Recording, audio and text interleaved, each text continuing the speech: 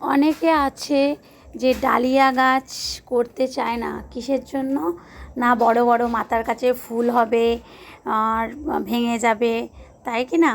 তো ডালিয়া গাছগুলোকে যখন থেকে করিয়ে আসবে তখন থেকেই 2-3 দিক থেকে মোটা পাটকটির সাহায্যে বা মোটা কঞ্চির যে কঞ্চিগুলো হয় সেগুলো দিয়ে যদি সুন্দর করে বেঁধে দেওয়া যায়, থাক 2বার কি 3বার নিচ থেকে গোড়ার দিক থেকে বাঁধতে হবে 3বার করে।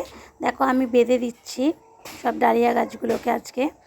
তো এইভাবে বেঁধে দিলে কিন্তু গাছ ফুল হলেও ফুল কিন্তু খুব সুন্দরভাবে থাকবে, হাওয়ায় বা ভারে ভেঙে যাবে না। আর তোমরাও কিন্তু এইভাবে বেঁধে বেঁধে সুন্দরভাবে কিন্তু ডালিয়া গাছ করতে পারো।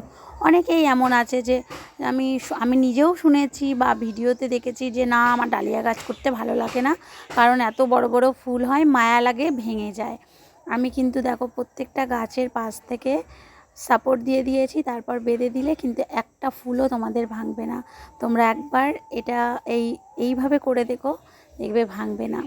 দেখো আমি প্রত্যেকটা ডালিয়া গাছের পাশ দিয়েই সাপোর্ট দিয়ে দিয়েছি, আর সবগুলোকেই আজ বেঁধে দেব।